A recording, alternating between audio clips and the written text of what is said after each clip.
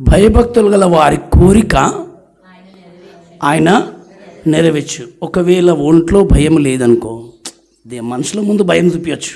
ఎవరి ముందు? సేవకుల ముందు, లేకపోతే మనుషుల ముందు, అమ్మ నాన్న ముందు. మనుషుల ముందు భయం చూపించి మనుషుల వెనుకల సిగరెట్ దాక్కుని కూర్చున్నాం అనుకో, అది భయం అంటారా? అలా కోరిక తీరుతుందా? చెప్పాలి. మనుషుల ముందేమో భయపడతారు, అమ్మ ముందేమో భయపడతారు. అమ్మ వెనుక పోయి పాన్ తినుకుంటూ కూర్చుని, లేకపోతే ఇంకేదో గుట్కలు తినుకుంటూ కూర్చుంటే భయపడుతుంది. అమ్మ ముందేమో వాళ్ళ తల్లిదండ్రుల ముందు భయపడుకుంటూ భయం లేనట్టుగా వెళ్ళి మళ్ళీ తిరిగి ఎవరు చూడనప్పుడు ఇష్టం వచ్చినప్పుడు పాపలు తీసుకుంటూ కూర్చుంటే అది భయం అంటారా? ఎవరు చూస్తారని అంటే ఇది దేవుడు చూస్తాడు. ఎవరికి భయపడాలి? 145వ కీర్తన చూడండి.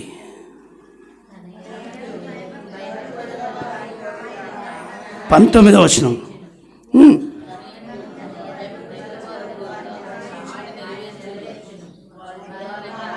వారి మొర ఆలకించి, అబ్బా ఎంత గొప్ప దేవుడు! వారి మొర ఆలకించి వారి మొర కూడా వింటాడంట.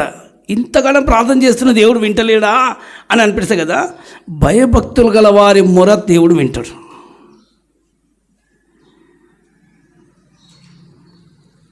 భక్తి లేకపోతే మొర వినడు. చాలాసార్లు అంటారు మనం వింటాడు అని అనుకుంటాం. వింటాడు, చూస్తూ ఉంటాడు, కానీ భయభక్తులు లేవు కదా. కొన్నిసార్లు అంట మీ ప్రార్థన వినపడకుండా నా కన్నులు నేను ఇలా అడ్డం పెట్టుకుంటున్నాను అంటాడు. ఒకవేళ ప్రార్థన చేస్తున్నప్పుడు అడ్డం వచ్చి ఎదుర్కొంటాడు. ఎందుకంటే భయభక్తులు అవుతారు. 3 రోజుల నుంచి ఉపవాస ప్రార్థన ఎవరు చేశారు? ప్రభు శరీరం గురించి సిద్ధపడిన వాళ్ళు. కనీసం ఒక పూటనే మానేయాలి. కొత్త సంవత్సరంలో తీర్మానం చేశారు కదా, నమ్మకంగా ఉంటా, భయభక్తులతో ఉంటాయి. ఒక పూటనైనా ప్రభు భోజనం గురించి మానేయాలి. 3 పూటలు తిండి కాదు తినడం కాదు, ఒక పూటనైనా భోజనం మానేసి దేవుని గురించి ఒక రాత్రినైనా మానేస్తే ఆ వినయం, ఆ ప్రభు శరీరము అనే ఒక భయం అనేది లోపలికి వస్తుంది. నేను వేసే రక్తం నేను తాగాలి, వేసే శరీరం నేను భుజించాలి అనే ఒక భయం అనేది లోపలికి ఒంట్లో వస్తే బాగుంటుంది. ఎందుకు అని అంటే ఆయన పరిశుద్ధుడు. ఎవరైనా పరిశుద్ధుని దగ్గరికి వెళ్తున్నప్పుడు అపవిత్రంగా వెళ్ళి ముట్టుకోకూడదు. ఆయన పరిశుద్ధుడు. సిద్ధపాటు లేకుండా మనము కాళ్ళు కడుక్కోకుండా ఇంటికి పోము, చేతులు కడుక్కోకుండా భోజనం చేయం. చేస్తామా? 3 పూటలు భోజనం చేసినాం, 3 పూటలలో ఏం చేస్తాం? గట్టిగా పాలే. భోజనము చేస్తే శరీర ప్రకారంగా నువ్వు వండుకున్న భోజనానికే నువ్వు చేతులు కడుక్కొని ఎన్నిసార్లు చేస్తే పరలోకం నుండి వచ్చిన ఆయన జీవాహారమైన ఆహారాన్ని మరి ఏం కడుక్కొని భోజనం చేయాలి? ఇప్పుడు ఈ చేతులతో తింటాం కాబట్టి ఇది భోజనం చేస్తాం. ఇదేమో పరలోకం నుండి దిగుతున్న ఆహారం కాబట్టి హృదయాన్ని కడుక్కోవాలి. అందుకే అన్నాడు హృదయ శుద్ధి గల వారు. మత్తయి సువార్త చూడండి 5వ అధ్యాయంలో స్పష్టంగా ఉంటుంది. ఏ శుద్ధి? స్పష్టంగా చెప్తూ ఉంటాడు. హృదయ శుద్ధి గల వారు ధన్యులు, వారు దేవుని. ఎందుకనంటే దేవుణ్ణి చూస్తావు. హృదయం శుద్ధిపరచుకోవాలి. ఏం చేయాలి? నీకు సిద్ధపాటే లేదు, సిద్ధపాటు కావాలి. హృదయము శుద్ధిపరచుకుని అంటే ఇల్లు శుద్ధి చేసుకుంటారు, చేతులు శుద్ధి చేసుకుంటారు, శుద్ధంగా కడుక్కుంటారు. అరే మనకే చెప్తాం, పిల్లల చేతులు కడుక్కొని తినరా, చేతులు కడుక్కొని తినమ్మా అనేసి ఆడపిల్లలకు మగపిల్లలకు అందరికీ మనం చెప్తాం. మనకు కూడా తెలుసు. భోజనం చేసే ముందు చేతులు. ఇది ప్రభు భోజనం. మరి ఇదే భోజనం పరలోకం నుండి దిగి వచ్చిన మన్నాను నేనన్నాడు. మరి ఆయన దగ్గరికి వచ్చి భోజనం చేయబోతున్నప్పుడు ఇంకెంత ఉండాలి? ఈ భోజనానికే ఇంత విలువనిస్తే చూడ యోహాను సువార్త 6వ అధ్యాయము 35వ వచనం. యోహాను సువార్త 6వ అధ్యాయం 35వ వచనం. అందరు తీయండి. కొత్త నిబంధనలో యోహాను సువార్త 6వ అధ్యాయం 35వ వచనం.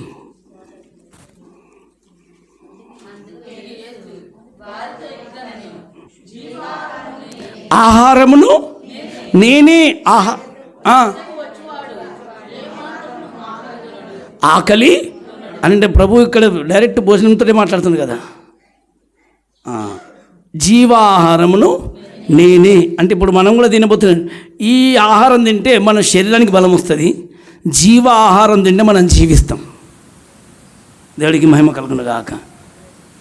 ఇదేమో మనకు బలం ఇవ్వడానికి శరీరానికి, ఆహారం తిన్నవాడు మాత్రం ఎల్లప్పుడూ జీవించడానికి.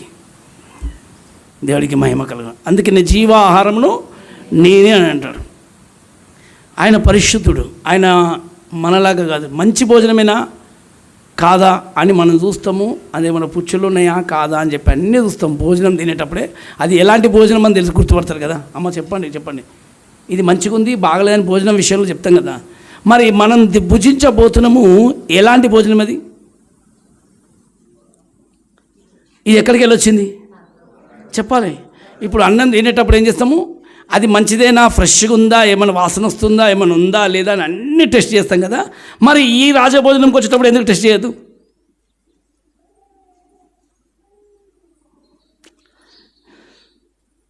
నువ్వు ఏ భోజనం భుజిస్తానని అనుకొస్తున్నావు?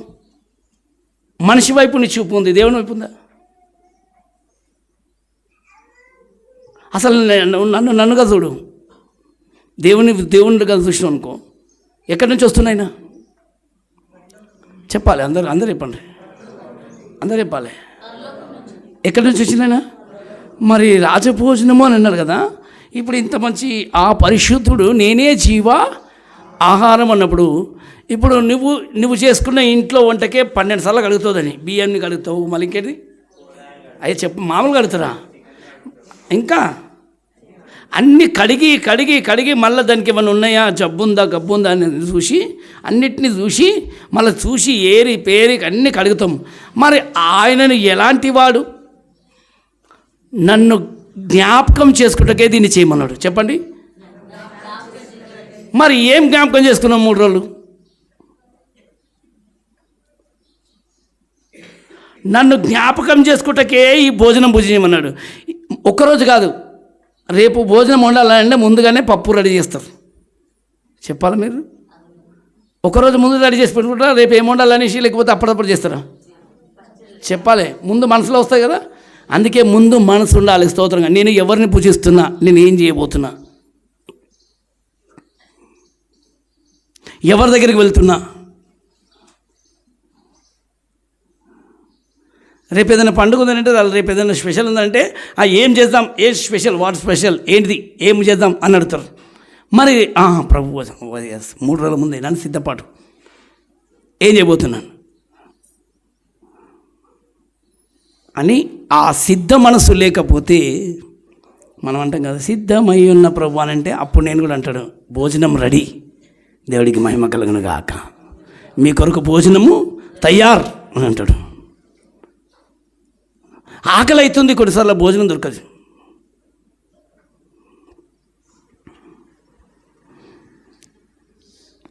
ఆకలి ఉండాలి. ఏముండాలి? ఆకలి ఉంటేనే భోజనం మంచి రుచి. మరి ఆయన మీద కూడా ఉండే ఆకలి చాలా అవసరం. ఆకలి దప్పులు గలవారు ధన్యులు అన్నాడు. ఆకలి దప్పులు గలవారు ధన్యులు. Praise the Lord. అందుకని భయభక్తులు లేకుండా ఆయన దగ్గరికి రాకూడదు. భయముతోనూ భక్తితోనూ ఆయన సన్నిధికి చేరి, ప్రభు శరీరం అంటే చాలామందికి నిర్లక్ష్యంగా ఉంటుంది. ఆ నిర్లక్ష్యం పనికి రాదు. ఏం కడుక్కోవాలయ్యా అనంటే నీ నోరు, నీ మనసు, హృదయం, శరీరం, ఆలోచనలు ఫస్ట్ కడుక్కోవాల్సింది, చూసుకోవాల్సింది ఏంటంటే ఈ చేతులకు మట్టి ఉందా, ఈ చేతులకు మట్టి ఉందా కాదు, హృదయం లోపల గర్వం ఉందా చెప్పాలి, చూసుకోవాలి. ఏముండాలి? గర్వం ఉంటే జగడానికి తయారవుతారు. చెప్పండి, దేనికి? గర్వం ఉంటే కొట్లాటకు తయారైపోతారు. మంచి మాట చెప్పినా కానీ వాళ్ళకు కయ్యమ లోపలికి వచ్చేస్తుంది. గర్వం వల్ల ఏమొస్తుంది మనుషులకి? ఇళ్ళ జగడాలు. చెప్పండి, ఏమొస్తుంది? జగడాలు వస్తాయి. గర్వం లేకపోతే జగడము గర్వం లేకపోతే మనిషికి అహంకారపు మాటలు రావు. అహంకారపు గల మాటలు వస్తున్నాయి, అహంకారపు గల చూపులు వస్తున్నాయి అంటే గర్వం ఉంటేనే వస్తాయి. రెండోది కోపం. చెప్పండి ఏముండాలి? కోపం వస్తుందని అంటే అది కడుక్కోవాలి. కోపము దేవుని చిత్తము ఏమాత్రం నీ జీవితంలో జరగదు. కోపం ఉన్న దగ్గర దేవుని చిత్తం జరగదు. అది పైకి కాదు కనిపించే కోపం కంటే హృదయంలో ఉన్న కోపం ఉంటుంది చూడు కొంతమందికి. ఏది లోపల కోపం ఉంటుంది, పైకి మాత్రం నవ్వుతుంటారు, అది భయంకరం. ఇంకా కొంతమంది బయటపడతారు కోపానికి, అదన్నా మంచిది, కానీ లోపల కోపం పడుతుంది, అది డేంజర్. ఏది లోపల కోపం ఉంటుంది చూడు, అది దేవునికి, ఎందుకంటే అది దేవుడు కోరుకున్న హృదయం. అది ఆ హృదయంలో కోపం ఉండకుండా చూసుకోవాలి. అందుకే హృదయ శుద్ధి గలవారు. హృదయ శుద్ధి అంటే ఏంటిది అంటే హృదయంలో ఏమేమి ఉండొద్దు చెప్పాలి. ఏముండదు? గర్వం ఉండొద్దు. హృదయంలో ఏముండదు? రెండోది కోపం ఉండదు. హృదయంలో అసూయ ఉండదు. ఎవరి మీద ఏముండదు? ఎవరైనా ఎట్లన్నా బతకని, వాళ్ళు ఎట్లన్నా ఉండని, వాళ్ళ గురించి మనకు అవసరం ఉంది. వాళ్ళు దేవునికి దగ్గర అయిపోయినారు, వాళ్ళని దేవుడు దీవిస్తున్నాడు. నువ్వు దేవుని దగ్గర కాలేదు కాబట్టి నువ్వు దీవించబడతలేవు. దగ్గర గురించి నీకు అనవసరం. ఆమేన్. మనం ఎవరికి తీర్పు తీర్చే వాళ్ళగా ఉండకూడదు. ఏముండదు? బలహీనంగా ఉండకూడదు. బలహీనమైన కార్యములు ఏమంట? నాలుగోది సోమరిపోతూ ఉండొద్దు చెప్పాలి. ఐదవది ఏముండదు? సోమరిపోతూ చెప్పాలి. సోమరిపోతానంటే బద్ధకం. పొద్దున లేవకపోవడం బద్ధకమే, ప్రార్థనలలో కూర్చోకపోవడం బద్ధకమే, దేవునితో బైబిల్ చదవకపోవడము బద్ధమే. కొన్ని విషయాల్లో బద్ధకంగా ఉండేవాడు మూలలో ఉంటారన్న. శ్రద్ధ గలవాడు ఏలుబడి చేస్తారు. శ్రద్ధ అన్ని విషయంలో శ్రద్ధగా పని చేయాలి. ఏ విషయంలో శ్రద్ధగా ఉండాలి? ఇంటి పని అయినా కానీ, దేవుని పని అయినా, బయట పనులైనా, ఏ పనులైనా శ్రద్ధగా చేసేవాడు ఏలుబడి చేస్తాడంట. అశ్రద్ధ మనిషిని మూల కూర్చొని పెడుతుంది. నెక్స్ట్ చెప్పిన విచ్చలవిడిగా పాపాలు చేయకపోవడం. ఏం చేయడం? విచ్చలవిడిగా ఇష్టం అన్నాడు. ఎవరు నన్ను చూస్తలేరు అన్నట్టుగా. కానీ ఆకాశం నుంచి దేవుడు చూస్తాడు. ఎక్కడి నుంచి? గట్టిగా పాలే. మనం ఏదో అందుకే వచ్చి ఏదో పరిశుద్ధంగా ఉన్నట్టుగా పాటలు పాడుకుంటూ కూర్చుండి ఏదో చేసుకుంటూ కూర్చుంటే అంటే ముందు హృదయం శుద్ధి చేసుకోవడం మంచిది అంట. చెప్పాలి ఏది మంచిది? గట్టి ఏదో వచ్చి పాటలు పాడినామా, ఎగిరినామా, దునికినామా, అది కాదు. ముందు పరిశుద్ధాత్మ దేవుడు మనల్ని ఎక్కడ చూస్తాడంటే ముందు నువ్వు కరెక్ట్గా ఉన్నావా అది చూసుకో అనేసి. స్తోత్రం.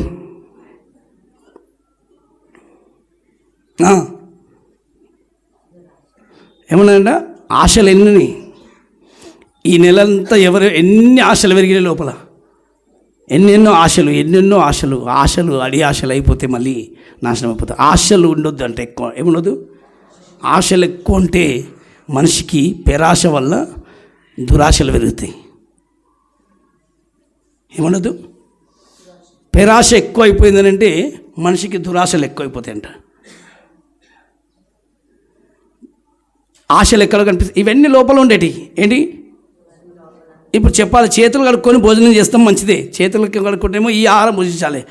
ఆయన శరీరం దగ్గరకు వచ్చేటప్పుడు ఈ హృదయ శుద్ధి గలవారు ధన్యులు. చెప్పాలి. హృదయం శుద్ధిగా ఉందా లేదా అని చెప్పి చెక్ చేసుకుంటూ ఉండాలంట. ఈడ కాకపోతే భోజనమే కదా, ఏడైనా చేస్తా, కానీ నువ్వు శుద్ధిగా చేసుకుంటేనే నీ కోరిక తీరుతుంది. అక్కడ మంచి మాట చెప్పిండు, భయభక్తుల వారి కోరికైనా నెరవేర్చు. ఒకవేళ నువ్వు నిజంగా నీకు దేవుడు అంటే భయమో భక్తుడు అనుకో, దీనివల్ల ఎవరికి ప్రయోజనం? ఎవరికి? మీకే. నీ కోరిక తీరుతుంది. ఎందుకంటే నీకు ఒక ఆశ ఉన్నది, నీకు ఒక కోరిక ఉంది, మంచి కోరిక ఉన్నదనుకో, ఆ కోరిక తీరుతుంది. అది తీర్చలేదు అంటే బట్టబయలైతుండదు. ఏది? కొంతమంది కోరికలు చాలా ఉన్నాయి కానీ తీరకుండా అట్లా ఆగిపోయినాయి అనుకో, 100,000 మంది ఒకళ్ళు ఇది గ్రహించి ఆత్మలో ఉన్న వానికి తెలిసిపోతాయి ఆల్రెడీ దేవునితో లేడు కాబట్టి ఆ కోరిక తీర్చలేదు. చెప్పండి, ఏం లేదు? దేవుడితో లేరు కాబట్టి ఆ కోరికలు. ఇంత ప్రార్థన చేస్తున్నా, ప్రార్థన చేసినంత కాదు, ప్రార్థనతో జరగదు. దేంతో? చెప్పాలి. ప్రార్థనలు నువ్వు చేస్తావు, కానీ అసలైంది ఏంటి? శుద్ధీకరణ. చెప్పాలి. హృదయ శుద్ధి గల వారు ధన్యులు, వారు దేవుణ్ణి చూస్తారంట. గట్టిగా చెప్పాలి. ఎవరు చూస్తారు? అని డైరెక్ట్ వాళ్ళకి డైరెక్షన్ ఏముంది? దేవుణ్ణి చూసే ధన్యత. దేవుణ్ణి చూసినావు అనుకో అన్నీ నీకు వచ్చేస్తాయి. దేవుణ్ణే చూసే మనసు నీకు రాకపోతే ఇంకోటి ఎందుకు కడుక్కోవాలంటే దేవుణ్ణి చూడాలనే మనసు. చెప్పండి ఏముందండి? నేను చెప్పినందుకు కడుక్కుంటాను అనుకో ప్రయోజనం ఉండదు. ఎవరిని చూడాలని? హృదయ శుద్ధి గల వారు ఎవరు చూస్తారు? దేవుణ్ణి. అంటే నీకు ఆ మనసు రావాలి. ఆయన కూడా ఏమి ఇష్టం అంటే దేవుని మనసు ఒకసారి ఒక వ్యక్తి అర్థం చేసుకుంటే ఎంత మంచిదేనంటే, ఎంతమంది తెలుసు దేవుని మనసు ఏంటిది? ఆయన తన్ను తాను నీకు చూపించుకోవాలని ఇష్టపడుతున్నాడు. ఇప్పుడు తండ్రి అమ్మా అన్నామనుకో, అక్కడిక్కడ ఉంది, అమ్మ ఏడునో నాకు కనబడతలేవు అని అంటావు కదా. అక్కడుండి జవాబు ఇవ్వడం కంటే అసలు ఆ తల్లి మనసు ఏంటంటే కనిపించినంతసేపు బిడ్డ కలవరం ఉంటుంది. ఒక కొడుకు ఎట్లుంటాడు? ఏడున్నాడు వెతుకు. అలాంటి వెతికే మనసు దేవుని కూడా ఏమి ఇష్టం అంటే దూరంగా ఉండాలని కాదు, ఆయన నీకు సమీపంగా ఉండాలని. నువ్వు ఆయనను చూడాలి. ఆయన నిన్ను చూస్తున్నాడు. అయితే నువ్వు కూడా ఆయనను చూడలేకపోతున్నా అని అనుకుంటావు కదా. ఏదో అడ్డం వస్తుంది, ఏదో అడ్డం వస్తుంది. ఇప్పుడు ఆయన మనసును నువ్వు అర్థం చేసుకుంటే అది ఎంత చక్కగా ఉండాలంటే దేవునికి మనసు ఏమయ్యా, నీ మనసు ఏం చేయాలంటే నా కుమారుకి నా కుమార్తెకి నన్ను చూడాలనుకుంటున్నా. అసలు ఆయన నువ్వు చూడాలి. ఎంతమందికి మనసు లేదా? ఎవరికి? దేవుని మనసు ఇది. అమ్మ పక్క బాగా మీరు అర్థం చేసుకోండి. దేవుని మనసు ఏంటిది? నువ్వు దేవుణ్ణి, నువ్వు ఆయనను. చాలామంది ఏమాయని దేవుడు నేనే చూడలే, నాకే తెలుసు. ఎందుకు చూడలే? ఏదో సాకులు చెప్పడం కాదు. కారణం ఏంటంటే హృదయం శుద్ధిగా లేకపోవడం. అయ్యా నా మాట వినండి. ఇప్పుడు మీరు బైబిల్ చూడడం కాదు, వినాలి. హృదయము నువ్వు శుద్ధంగా ఉంటే నువ్వు దేవుని వైపు చూస్తావు. అదే నువ్వు దేవుని నమ్మినావు, ఇప్పుడు ఏ దేవుని నమ్మినావు, ఎవరు నమ్మినావు అంటే దేవుడు చూపిస్తాడు. నువ్వెందుకు చూడలేకపోతున్నావు? నీకంటే ఎక్కువ తప్పిస్తుంది ఎవరు తెలుసా? ఆయనే. నన్ను ఎందుకు చూడలేకపోతుండ్రు? నన్ను ఎందుకు చూడలేకపోతున్నాడు? నన్ను ఎందుకు చూడలేకపోతుంది నా బిడ్డ? ఇప్పుడు ఒకవేళ దేవునికి నిన్ను కనుక ప్రేమించేది ఇష్టం లేకపోతే ఆయన నిన్ను కన్ను చూపించుకోవాలని ఇష్టపడతాడా? చూపించుకోవాలని ఇష్టపడతాడా? చూడండి, అక్కడ చూపించుకోవాలని ఇష్టపడతాడైనా. ఆయన ఎంత మనసు ఉందనంటే నీ మీద. 21వ వచనంలో ఇర్మియా గ్రంథం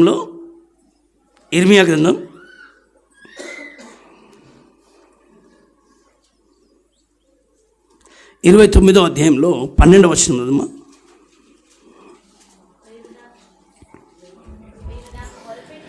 మీరు నాకు మొరపెట్టుదురే అని మీరు నాకు ప్రార్థన. అందుకే నేను చాలా మటుకు ప్రార్థన చేయడానికి రండ్రమ్మా అని అంటే నేను ప్రార్థన చేయడానికి రాను. అయ్యా ప్రార్థన చేయడానికి రండి నేను పిలిపిస్తుండ్రు. ఒక వ్యక్తి రండి ప్రార్థనకు రండి అని పిలిచినామనుకో దాని అర్థం ఏంటి తెలుసా? మీరు ప్రార్థన చేస్తూ వస్తే నేను మిమ్మల్ని కలుసుకోబోతున్నాను. ప్రార్థన ఎందుకు చేయాలంటే దేవుడిని చూడడానికి. నిన్ను ప్రార్థనకు రమ్మానంటే నేను నేను రాను, నాకు పని ఉందని సాకులు చెప్తే ప్రార్థన నువ్వు ఎందుకు చేస్తావో? ప్రార్థన చేస్తూ వస్తారని చెప్పిండా లేకపోతే మామూలుగా వస్తారా? చెప్పాలి ఎట్లా రావాలంట. ప్రార్థన కూడా ఎందుకు చేయాలంటే మీరు ఆయనను చూడడానికి చేయాలి ప్రార్థన. కొంచెం అందుకే చెప్పిన ఈ సంవత్సరం ప్రార్థన మార్చండి అనేసి. పోయిన సంవత్సరం చెప్పినాం కదా, వచ్చే సంవత్సరంలో మీరు ఎప్పటికీ ఎంతవరకు ఎన్ని రోజులు రొటీన్గా అదే ప్రార్థన. ఏమని నీ అక్కర్లు ఉన్నాయని అదే ఆడుకుంటూ కూర్చున్నావు అనుకో, అది కాదు. దేవాన్ని నిన్ను చూడాలని ఒక ప్రార్థన మార్చండి. అప్పుడు మీరు మీ ఇళ్ళల్లో మనసు ఉండదు మీకు. నిజంగా చెప్తున్నాను. ఆ మనసు కనుక ఉంటే నీకు కాలు నిలబడదు. అన్నలాగా వెళ్ళాలి, ఎప్పుడు దర్శించాలి, నా తండ్రి దేవుణ్ణి ఎప్పుడు చూడాలి, ఎప్పుడు చూడాలి. ఆ తపన గల మనసును దేవుడు వెతుకుతున్నాడు. కొంచెం ప్రార్థన జీవితం మార్చండి. చెప్పాలి ఏం మార్చుకోవాలి? ఎంతసేపు కొన్ని సంవత్సరాల నుంచి నాకు ఇది కావాలి అది.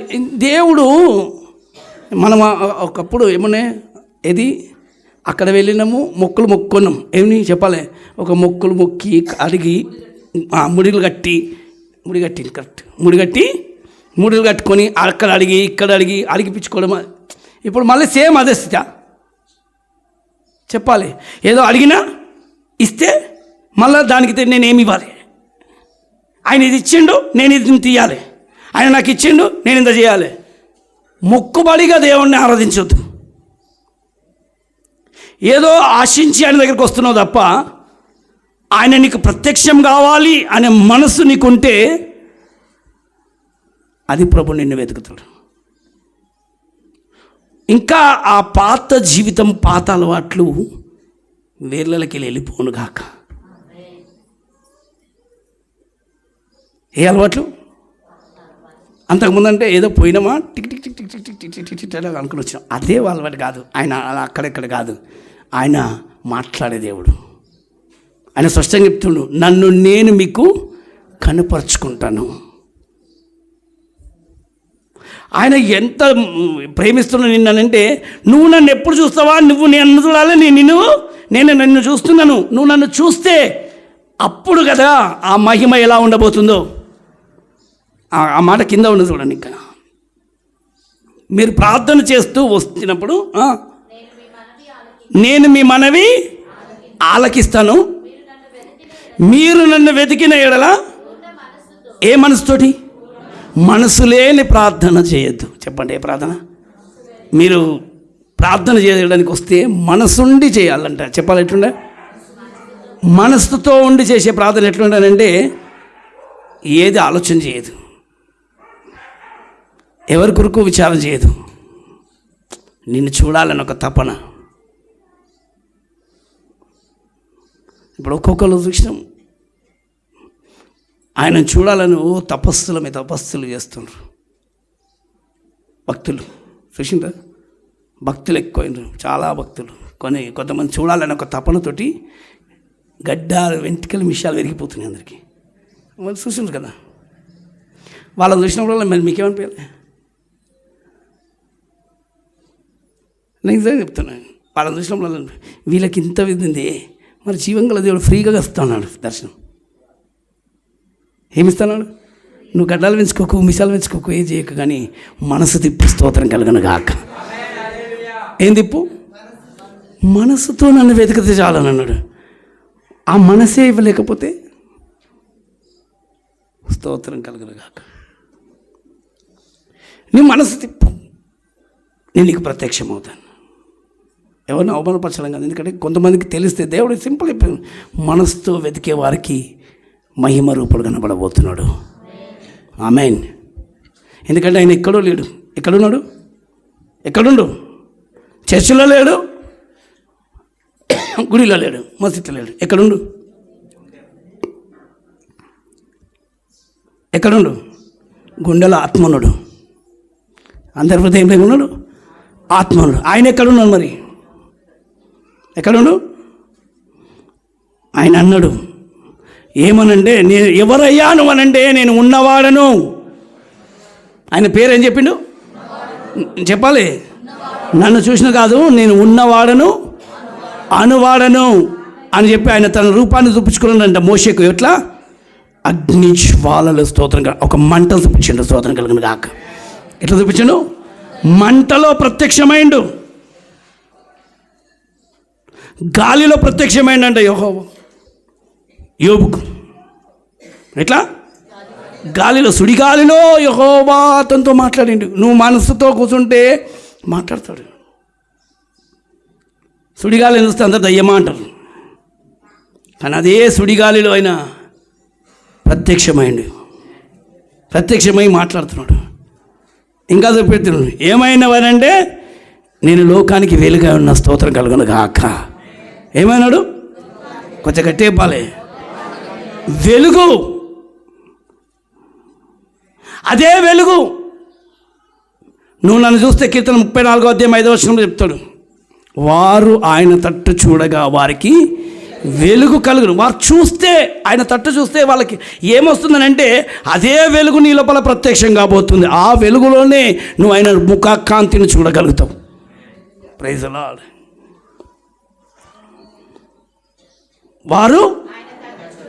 వారు ఆయన తట్టు అంటే చూడనంతసేపు చీకట్లో ఉంటారు, చూస్తే వారికి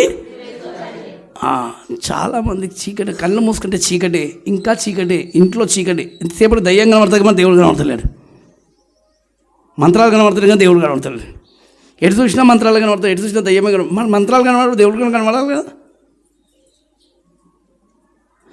అయ్యో నాకు అలా దయ్యం ఉందంటారు. మరి దయ్యం నేను చూసినప్పుడు దేవుని కూడా చూడాలి కదా. స్తోత్రం కలుగును గాక. ఎట్లా చూసినావు అంటే కొంతమంది ఏదో చెప్తారు స్టోరీలు. పాపం నేను చెప్తా ఉంటే ఇప్పుడు నేను చెప్తున్నాను. ఒకే ఒక్క స్వరమే విన్నా నేను. ఇది స్వరమే, స్వామి అని. ఆ స్వరమే విన్నందుకే నేను ఇట్లయినా చెప్తాను. ఇప్పుడు రెండోసారి వింటే ఇంకేదో అవుతుందో. మరి మాట్లాడతాడు ఎట్లా? ఆత్మలో. ఎక్కడ? అంతరాత్మ ఉన్నాడు నీకు, దేవుని ఆత్మ ఉన్నాడు. ఆత్మ చెప్తున్న మాట చెవిగలవాడు. ఆత్మ అని అంటే కొన్నిసార్లు ఈ పిచ్చి పిచ్చి ఆత్మలు కూడా మాట్లాడతాయి. ఏది? ఆ అమ్మాయి బాగుంది, అబ్బాయి బాగున్నాడు, తిను తాగు తిరుగు తాగు పో అని చెప్పి, ఇవి పనికిరాని, ఇవి దురాత్మలు చెప్పే మాటలు. దేవుని ఆత్మ చెప్పేది ఏంటంటే సత్యంగా బ్రతుకు. ఖండిస్తూ ఉంటాడు. ఆత్మ ఏం చేస్తాడంటే ఎప్పటికీ ఖండిస్తూ ఉంటాడు. చెప్పాలి, దేవుని ఆత్మ ఎట్లా ఉంటాడంటే ఖండిస్తూ ఉంటాడు. ఏయ్ నువ్వు చేస్తున్న తప్పు, నువ్వు వెళ్తున్న తప్పు, నువ్వు మాట్లాడుతున్న తప్పు, నోర్మయ్యి, వాళ్ళు అట్లా చేయొద్దు, వాళ్ళు పెద్దలు, నువ్వు గౌరవించు అని ఎప్పటికీ ఆత్మ ఖండిస్తూ ఉంటాడు, సరి చేస్తూ ఉంటాడు, ప్రేమతో మాట్లాడుతాడు, నడిపిస్తూ ఉంటాడు. ఎవరైనా ఆకలి లేదు వాళ్ళకి పెట్టు, వాళ్ళకి తింపి, వాళ్ళకి ఆత్మ ఇలా ఉంటాడు. ఆమేన్. ఆత్మ చెప్తున్నమాట. ఆత్మ ప్రార్థన ఆపమని చెప్పాడు, ఆత్మ దేవుని మందిరానికి వెళ్ళొద్దని చెప్పాడు, ఆత్మ ఇతరులను నడిపించమని చెప్తాడు. స్తోత్రం కలుగును గాక. Praise the Lord. వెళ్ళకూడదని చెప్పేది దేవుని ఆత్మ కాదు, అడ్డగించేది అది. ఆయన ఎవరిని అడ్డగించాడు? ఆయన మళ్ళీ బలహీనతలు చూసి సహాయం చేస్తూ ఉంటాడు. మనం ఎట్లా ప్రార్థన చేయాలో మనకు తెలియదు, నేర్పిస్తూ ఉంటాడు. మనం ఎట్లా స్తుతించాలో మనకు తెలియదు, నేర్పిస్తూ ఉంటాడు. ఆమేన్. మన దేవుడి ప్రత్యక్షత, దేవుని మాటలు ఎట్లుంటాయి. అందుకే చెప్తాడు మత్తయి సువార్త 11:29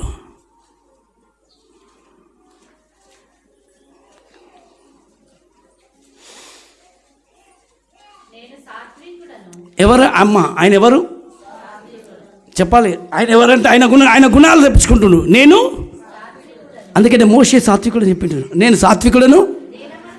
అమ్మ ఆయన గుణాలు చూస్తుంటే నేను సాత్వికుడను, దీన మనస్సు గలవాడను. మీ మీద ఏమెత్తుకొని? కాడి అంటే ఏంటంటే సిలువ కాదు, నేను చెప్తున్నా. ఆ ప్రేమ గల మాటలే, ఇవే మాటలు నీ లోపల కూడా కనబడును కాక. మోషే నా ఇల్లంతా నమ్మకస్తుడు, సాత్వికుడు అన్నాడు. మోషేకి వచ్చింది పేరు, ఆయన సాత్వికుడు. ఇప్పుడు అదే మాట ఇక్కడ ఈయనకు చూడవచ్చు, నేను సాత్వికుడను, దీనమైన. అందరు కూడా ఇప్పుడు మనం ఏసేలాగా ఉండాలని ఎంతమంది ఇష్టపడతారు చెప్పాలి? ఎంతమంది ఇష్టపడతారు? ఏ మనసు గలవాడు? అయ్యో ఆయన మనసు కఠినమైన మనసు ఉందా? కొంచెం గట్టి చెప్పాలి. ఒకవేళ నీ మనసు కఠినం ఉందనుకో, నీ పోలికలు ఎవరితో ఉన్నాయో చూసుకోవాలి. కఠినమైంది ఏంది? రాయి అంటే నేను ఇంకా ఏపుతుంది చెప్తలేదు. రాయి ఎట్లుంటుంది? కఠినంగా, రాతి హృదయం. ఎంత చెప్పినా కరగదనుకో, ఎన్ని చెప్పినా వెళ్ళదనుకో, దాని అర్థమైంది రాయి. మనసు రాయిలు. ఎన్నైనా చెప్పు, ఎన్నిసార్లు నేను చెప్పు, ఎంతననే రాయి. రాళ్ళు వింటే ఏంది? రాతి హృదయము మన లోపల వెళ్ళిపోవాలి. చెప్పాలి అందరూ, ఏ పని ఏం వెళ్ళిపోవాలి? అయ్యా నాకు రాతి హృదయం పూర్తిగా కరిగిపోవాలి. ఎవరు వాళ్ళే. అందుకే మీరు ప్రార్థన చేస్తూ రావాలంట. ఏం ప్రార్థన చేయాలంటే, దేవా నాకు రాతి హృదయం వద్దు. నువ్వెవరు అసలు? ఆయన ఎవరు? ఆయన గుణం ఏంటిది? ఆయన ఆలోచనలు ఎలా? వాళ్ళ తలంపులు ఎవరు? ఆయన మనసు ఏంటిది? ఆయన ఎవరు? ఆయన హృదయం, ఆయన మనసు ఏంటిది? ఆయన మనసు ఏంటంటే మళ్ళీ ఏదన్నా మాట 11:29. ఆయన ఎవరు? ఫస్ట్ ఆయనకు సాత్వికుడు, దీన మనసు గలవాడు. ఆయనను గుర్తుపెట్టడం ఎట్లనంటే సాత్వికుడు, దీనమైన మనసు ఉండాలి. కఠినమైన మనసులో అక్కడ దేవుడు ఉన్నాడని చెప్పడానికి లేదు. దీనమైనది స్థితిలో ఎవరైతే ఉంటారో ఈ దీనుడు మొరపెట్టగా యెహోవా ఆలకిస్తాడు. అతని శ్రమలన్నింటిలోంచి అతన్ని విడిపించి, అందుకని ఒక వ్యక్తి దీనంగా వచ్చి ప్రార్థన చేసినావు అనుకో, ఖచ్చితంగా నీ మొరవే దేవుడు వినబోతున్నాడు. నువ్వు కఠినమైన హృదయంతో ప్రార్థన చేసి ఇదేదో భక్తుల్లాగా ప్రార్థన చేయకూడదు. దీనమైన మనసు, అయ్యా నువ్వెంత సాత్వికుడు, నువ్వెంత మూర్తి, నువ్వు అంత కరుణామూర్తి గలవాడై ఉండి నువ్వు నా దగ్గరికి వస్తున్నావు, నేను మాత్రం రాలేకపోతున్నాను ప్రభా, నన్ను మన్నించాను. దీనమైన హృదయంతో ప్రార్థించు. మనకు అన్నీ తెలిసినట్టుగా ప్రార్థన చేసినావు అనుకో, అది కఠినమైన మనసు, లేకపోతే ఇంకేదో గర్వమైన మనసు. గర్వించే మనసు ఎట్లా ఉంటుందంటే అన్నిటినీ నాకు అన్నీ తెలుసు అన్నట్టుగా ఉంటుంది. అన్నీ తెలిసినప్పటికీ అంత సృష్టికర్త మానవ రూపంగా దాచుకొని దీనుడై సాత్వికుడై పూర్తిగా గాడిద పిల్ల మీద కూర్చున్నాడు. దేవుడికి మహిమ కలుగును గాక. అన్నీ తెలిసిన మహారాజే కిందికి దిగంగా లేదు, కానీ మనకు ఏమాత్రం చింతపండు కూడా తెలియదు, కానీ అన్నీ తెలిసినట్టుగా బిల్డప్ ఇస్తారు. అదే రాతి మనసు. కొంతమంది అదేదో నేను మొత్తం నేర్చుకున్నా, నేను మొత్తం అన్నీ నాకు తెలిసిపోయినాయి అన్నట్టుగా ఎట్లనంటే వాళ్ళు చేసే ఆదిస్తుంటే అసలు ఆయన ముందు మనం ఎలా ఉన్నాం? మహారాజు పట్టణంలో మహామహిమగల దేవుడు కొన్ని కోట్ల దేవదూతల మధ్యలో పరిశుద్ధుడని గాన ప్రతిగానముల చేత పొగడబడుతూ ఆయన నడుస్తే చాలు, ఆమెన్, ఆయన కాలు పెడితే సముద్రమే ఆగిపోయాడు. ఆయన ఉరిమి చూస్తే చాలా అఖిల బ్రహ్మాండ సృష్టి కదిలిపోతుంది. అలాంటి మహామహిమగల దేవుడే దీనంగా ధరించుకున్నాడు. దీనుడైన కడు దీనుడుగా మారిండు. అంత దీనంగా దిగేసి వచ్చి భూమి మీద నడిచిండే. మలచీమంటుడు, నన్ను చేర్చుకున్నవాడు, ఆమేన్, మనల్ని పిలుస్తున్నాడు, రమ్మని పిలుస్తున్నాడు. స్తోత్రం కలుగును గాక. గర్వంగా ఆయన ముందుకు వచ్చే గర్వం చూపిస్తారు. అసలు ఇంకా అక్కడిక్కడ కాదు. ఎవరి ముందు? ఆయన ముందే గర్వం చూపిస్తే ఇంకా ఆయన వెనకాల ఎంత చూపిస్తారో.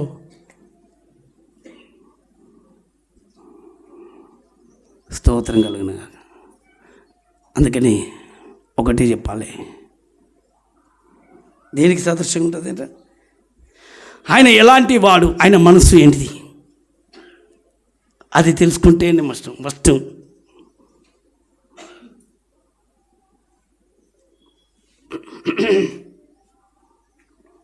రోమా 14:15 ఆయన గురించి మనసు చూపిస్తాడు. రోమియో కి కితాబ్ 14:15. నీ సహోదరుడు నీ భోజన మూలముగా దుఃఖించిన ఎడల నీవికను ప్రేమ కలిగి నడుచుకుని వాడవు కావు. ఎవని కొరకు క్రీస్తు చనిపోయెనో వానిని నీ భోజనం చేత పాడు చేయకుము. చాలామంది ఏం చేస్తారు, ఈ ప్రభు శరీరం భోజన విషయంలోనేమో నమ్మకంగా సిద్ధపాటు కావడు, కానీ కొంతమంది ఇంట్లో ఉన్న భోజనాల గురించి కొట్లాడతారు. స్తోత్రం కలుగును గాక. నేను చికెన్ తినను, నువ్వు తినొద్దు, నేను మటన్ తినొద్దు, నువ్వు మటన్ తినొద్దు. ఇప్పుడు వస్తుంది కదా పాపం, నెక్స్ట్ ఇప్పుడు 5వ తారీఖు నుంచి ఏముంది చెప్పాలి, ఉపవాస ప్రార్థనలే. ఉపవాస ప్రార్థనలు ఏంటి అట్లా నాకంటే తెలుగులో చెప్పండి. నాకు మీరు మన ఇంగ్లీష్లో మాట్లాడతాను, నేను తెలుగులో చెప్తున్నా. నేను తెలుగులో మాట్లాడుతున్నా కదా. ఉపవాస ప్రార్థనలు. ఏ ప్రార్థనలు? అది వాళ్ళు అంటారు, దానికి లెంటుకు మనకు తేడా లేదు, కానీ ఉపవాస ప్రార్థనలు చెప్పవచ్చు. గట్టిగా ఏం ప్రార్థనలు? ప్రపంచమంతా ఉంటుంది. ఇందులో కొంతమందికి చికెన్ తినని వాళ్ళు, కొంతమంది అయితే మటన్ తినని వాళ్ళు, కొంతమంది అయితే నేను చిన్నప్పుడు చూసినాను. ఇలాంటి రోజులు రాగానే మేము 40 రోజులు మేము పూలు పెట్టాము, మేము ఇవి పెట్టాము అని చెప్పి అప్పట్లో అనేది అంటుంటే కూర్చుంటుంటే సెయింట్ మేరీ చర్చ్ దగ్గర నేను కూడా కూర్చున్నప్పుడు అక్కడ వాళ్ళు చూస్తుంటే ఏంది ఈ 40 రోజు వస్తారు అన్నట్టు కలుస్తుంటే, అప్పుడు వాళ్ళు రోజు వచ్చేది బ్రెడ్ ఇస్తారు. ఏమిస్తారు? అప్పట్లో వాళ్ళు వంచేది బ్రెడ్ డికాషన్. నాకు అదే తెలుసు. క్రైస్తవులు అంటే ఒకటే తెలుస్తుంది చిన్నప్పుడు. ఇక్కడ డికాషన్ దొరుకుతుంది, అక్కడ ఆ పులిగోర దొరుకుతుంది, ఇక్కడ ఇది దొరుకుతుంది, ఇవే తెలుసు మాకు. అక్కడ బండిస్తారు, ఇక్కడనేమో రొట్టిస్తారు, అక్కడనేమో పులిగోర ఇస్తారు, అక్కడనేమో పెరగడం ఇస్తారు కొన్ని చోట్ల అని. ఇక్కడ ఏ టెంపుల్ ఏమో ఇస్తారని చెప్పి బాగా వస్తుంటే స్తోత్రం కలుగున కాక. టెంపుల్లో తిరగడం మాకు అదే. అక్కడ పోతే ఇక్కడ శనగలు ఇస్తారు, కొన్ని చోట్ల శనగలు ఇస్తుండే, కొన్ని చోట్ల ఇది ఒకటి బాగా తెలుస్తుంది. ఒకటి ఏంటంటే వీళ్ళు రోజు ఇస్తారు. అప్పుడు కొన్ని రోజు ఎందుకు ఇస్తారంటే 40 రోజులు దీక్ష, స్తోత్రం కలుగును కాక.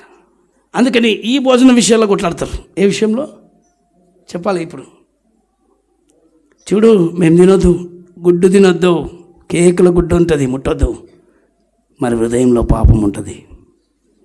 స్తోత్రం కలుగును గాక. కేకులో గుడ్డు ఉంటుంది, ముట్టుకోవద్దు.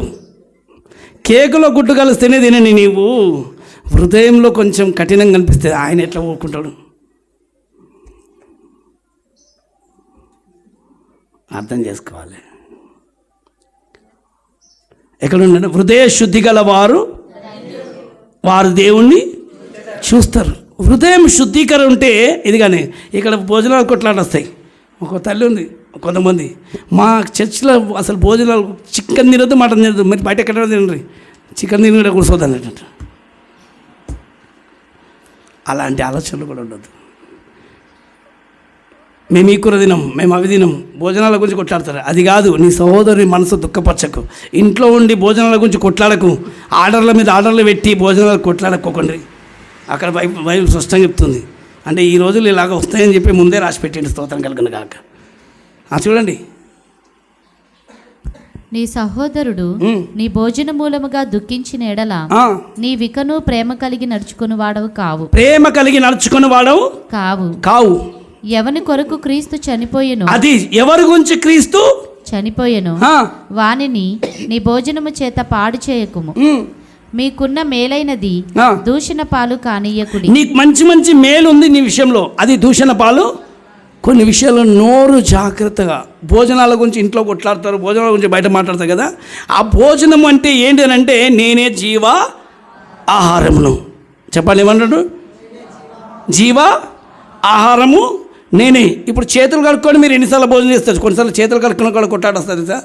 ఏం శుద్ధీకరణ లేదు, ఏం మంచిగా ఉండరు వీళ్ళు, కడుక్కోరు, చేయరు.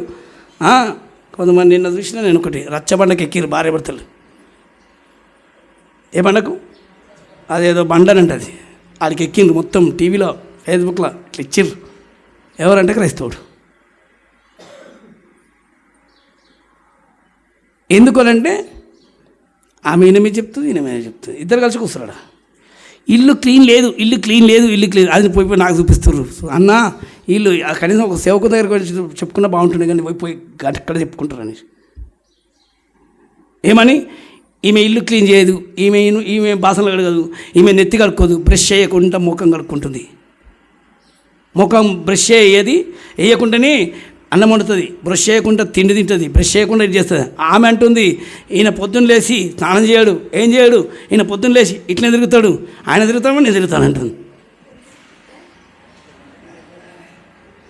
నేను ఏమనంటే, ఈయన పొద్దున్న లేవగానే తన చేయడు, నా పిల్లలను కనీసం సరిచేయడు, పిల్లలని ఇద్దరిని నేనే చూసుకోవాలి, పిల్లలు నేనే చక్కగా చేసుకోవాలి. ఈయన కదా ఆఫీస్కి పోయి చూస్తాడు, అమ్మను పెడతాడు.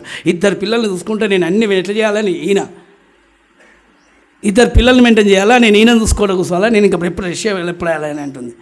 ఆయన అంటుండు, పిల్లల్ని నేను కూడా చూసుకుంటున్నా, ఏం చూసుకుంటున్నావు అని వాళ్ళు అడుగుతుండ్రు. అబ్బా అవి చూస్తే నాకు చిరాకు అయిపోయింది. దేవా ఇదేంది, వీళ్ళు పోయి రచ్చబండలకి ఎక్కుతుండ్రు.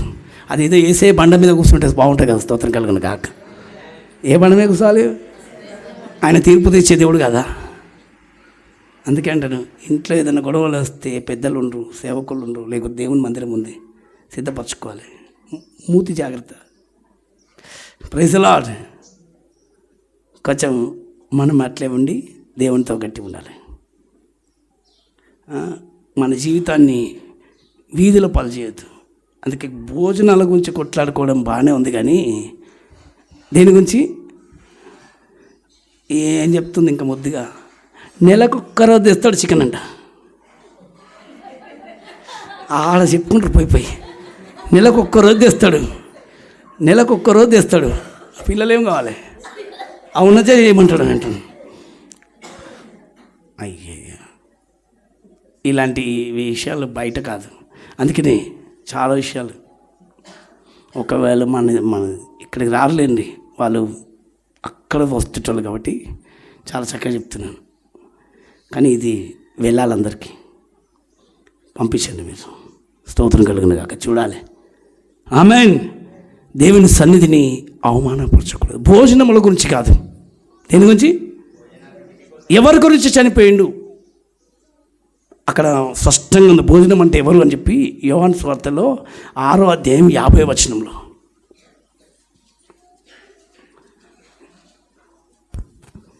దీనిని తినువాడు చావకుండునట్లు పరలోకం నుండి దిగివచ్చిన ఆహారం ఇదే. ఏమంట? పరలోకం నుండి దిగి వచ్చిన ఆహారము ఇదే. పరలోకం నుండి దిగివచ్చిన జీవాహారంను నేనే. అబ్బా, ఇప్పుడు ఇక్కడ చికెన్ మటన్ కంటే ఈయన శ్రేష్టం కదా. స్తోత్రం కలుగును గాక. ఎక్కడ చెప్తున్నారు? పరలోకం నుండి దిగి వచ్చిన జీవాహారము నేనే. ఎవడైనను ఈ ఆహారము భుజించితే, చూడండి, ఈ ఆహారము భుజించిన వాడితే వాడు ఎల్లప్పుడూ జీవించును. స్తోత్రం కలుగును గాక. అది తిన్నవాడు చేస్తాడు కానీ తిన్నవాడు చావాడు. దేవుడికి మహిమ కలుగును గాక. ఇది తిన్నవానికి మరణము లేదు. మరణము లేని ఆహారము నేను నీకు ఇస్తున్నాను. ఇప్పుడు దానికే నువ్వు ఇంత శుద్ధీకరణ కోరితే మరి హృదయ శుద్ధి గల వారు ధన్యులు, వారు దేవుణ్ణి చూస్తారు. హృదయం శుద్ధీకరించుకో, హృదయం కడుక్కో, హృదయం పవిత్రపరచుకో. నువ్వు దేవుణ్ణి చూడబోతున్నావు. స్తోత్రం కలుగును గాక.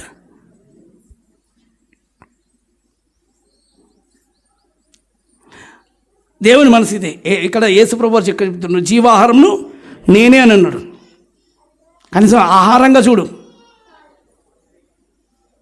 ఇర్మియా గ్రంథం చూడండి, 29వ అధ్యాయం 14వ వచనంలో, నన్ను నేను మీకు, ఎంత ప్రేమ చూసిన ఆయనకు, నన్ను నేను మీకు కనపరుచుకుందును. ఇదే యెహోవా వాక్కు. నేను మిమ్మల్ని చెరలో నుండి రప్పించెదను. ఎక్కడి నుంచి? ఏ చెరలో ఈరోజు నువ్వు కన్నీళ్ళు గారుస్తున్నావు? ఒకవేళ నువ్వు ఆయన దగ్గరికి వస్తే, ఆయన నువ్వు చేర్చుకుంటే, ఆయనను చూస్తే నీకు చెరలో నుంచి విడుదల రాబోతుంది. అదే బాగా గమనించండి. దేని? ఏ చెరలో ఉన్నావు, ఎలాంటి సమస్యల్లో చిక్కబడి ఉన్నావు, ఎలాంటి పరిస్థితుల్లో నువ్వు ఇరుకులో కన్నీళ్ళు గారుస్తున్నావు, ఆ చెర నుంచి విడిపించబడబోతావు. ఆయనను చూస్తే వారు ఆయన తట్టు చూడగా వారికి వెలుగు కలుగును, వారి ముఖంలో ఎన్నడూను లజ్జింప. దాని అర్థం ఏంటి అని అంటే, ఆయనను చూసిన ప్రతి ఒక్కరికి చెర పగిలిపోబోతుంది. పౌలు శీలల దగ్గరికి దిగొచ్చిండు, చెర వెళ్ళిపోయింది, బోండాలు పగిలిపోయినాయి, చెరసాల పగిలిపోయినాయి, అందరు బంధకాలు ఊడిపోయినాయి. ఆయన దిగేసి చూస్తే అలాంటి కార్యాలు జరుగుతాయి. Praise the Lord. ఆయన స్పష్టంగా చెప్తున్నాడు. చూడమ్మా, ఇంకా నేను మిమ్మల్ని చెరపట్టి ఏ జనులలోనికి, ఏ స్థలంలోనికి మిమ్మల్ని తోలివేసితునో ఆ జనులందరిలో నుండి, ఆ స్థలములన్నిటిలో నుండి మిమ్మల్ని సమకూర్చి రప్పించెదను.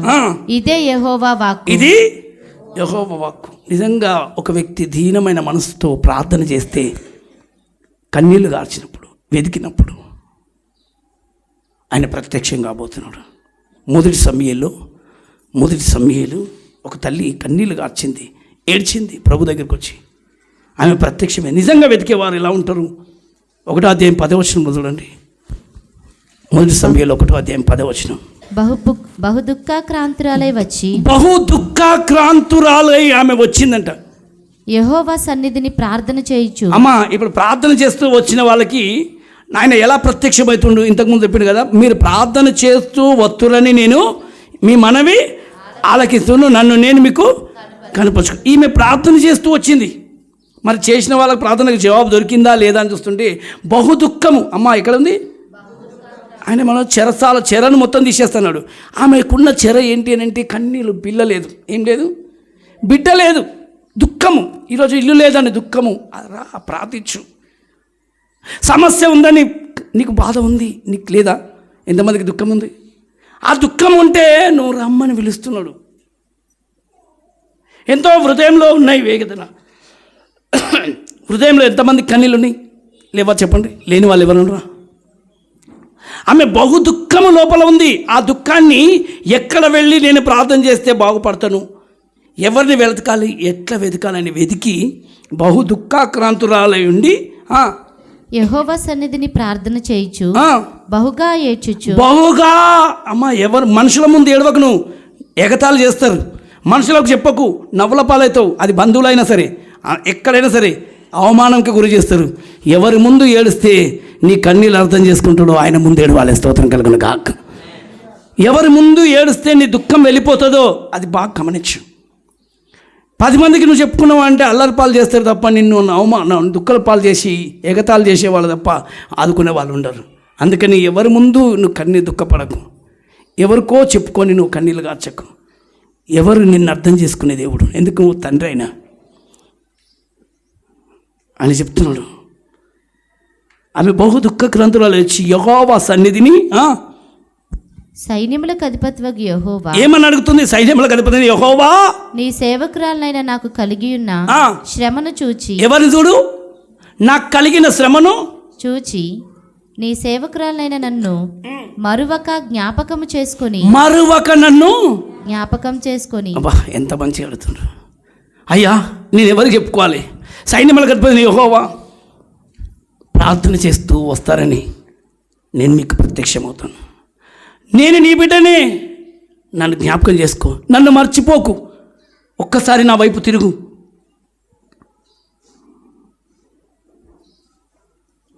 ఎక్కడ కన్నీళ్ళు ఉంటాయో వాళ్ళ మొర నిశ్చయంగా వినబోతున్నాడు. దుఃఖపడేవారు ధన్యులు, వారు దేవుడి చేత ఓదార్చబడతారు. ఈరోజు ఆమె దుఃఖము ఎవరికి చెప్పుకోలేదు. ఎవరికి చెప్పుకుంటే బాగుపడతా నేను? ఎవరి ముందు చెప్పుకోవాలి? ఎవరికి చెప్పుకుంటే అర్థం చేసుకుంటాను? అర్థం చేసుకున్న తల్లి నేరుగా వచ్చింది, కన్నీరు గార్చింది.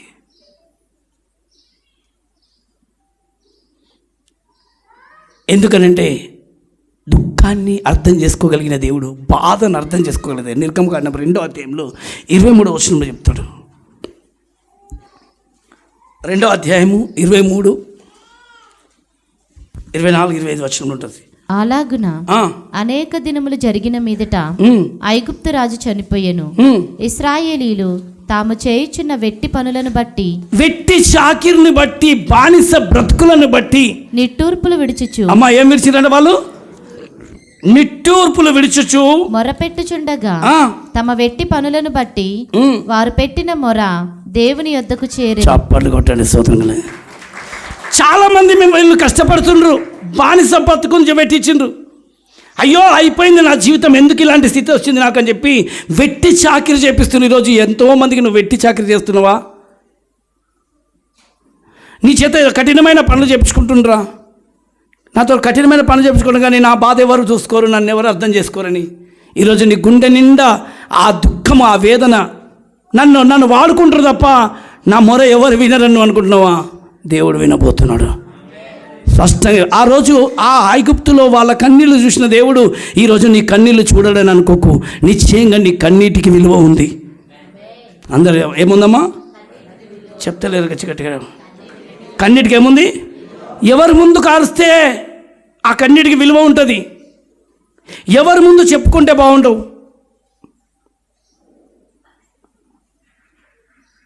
అక్క అక్క అని ఏడ్చినావంటే అవునా పాపం ఏమనకని అంటారు, కానీ వెనుకకు ముందు నిన్ను అవమానం చేస్తారు. అయ్యా అయ్యా అని ఏడ్చినావు అనుకో, మనుషులు అవమానం చేస్తారు. అందుకని నువ్వు ఎవరి ముందు ఏడవాలి? ఎవరికి మనుషులకు చెప్పకు, దేవునికి చెప్పు. నీ దుఃఖం అంతా దేవుడు చూస్తాడు. నన్ను చాలా కష్టపెడుతుండ్రు ప్రభా వీళ్ళందరూ అని అనుకున్నావు అనుకో, దేవా ఈ కష్టంలో నుంచి నన్ను విడిపించేవాడు ఎవరు లేరా నాకు, నువ్వు తప్ప నాకు ఎవరుండ్రు అయ్యా అని చెప్పి దేవుని ముందు వాళ్ళందరూ అంగలార్చి కన్నీళ్లు గార్చిండ్రు. ఆకాశమందున ఆసీనుడు వాళ్ళ దుఃఖాన్ని చూస్తున్నాడు. వాళ్ళ అందుకన్నాడు నేను ఉన్నవాడను, నేను అనువాడను, నిన్న నేడు రేపు ఒకటే రీతిగా ఉన్నాడు ఇక్కడ. అందుకే యేసయ్య కూడా అదే మాట చెప్పిన, దుఃఖపడు వారు ధన్యులు, వారు దేవుని చేత ఓదార్చబడబోతుండ్రు. చాలు, ఇన్ని రోజులు మనుషులకు చెప్పుకుంది చాలు, ఇన్ని రోజులు అందరికి చెప్పుకొని ఏడ్చింది చాలు. అందుకే వాళ్ళు ప్రార్థన చేస్తూ వస్తారని అన్నాడు. నీ ప్రార్థనలో నీ కన్నీళ్ళు వ్యర్థం కావు. అంతమంది ప్రార్థనలో కన్నీళ్ళు కారుస్తుండ్రో ప్రతి ప్రార్థనకు దేవుడు జవాబిస్తాడు. దేవుడికి మహిమ కలుగును గాక. నువ్వు ప్రార్థనలో పెట్టుకున్న మొర మనుషులు వినరు, కానీ దేవుడు వినబోతున్నాడు.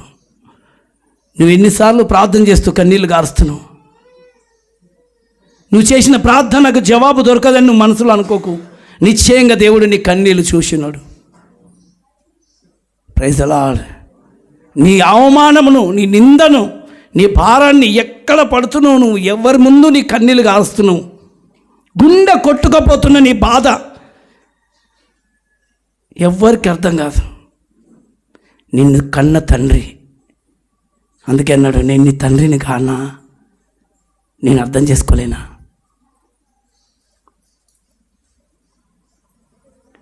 ఈరోజు నువ్వు ఉన్న ఆ స్థితిలో నిశ్చయంగా నువ్వు పైకి లేవబోతున్నావు. స్తోత్రం కలుగును గాక.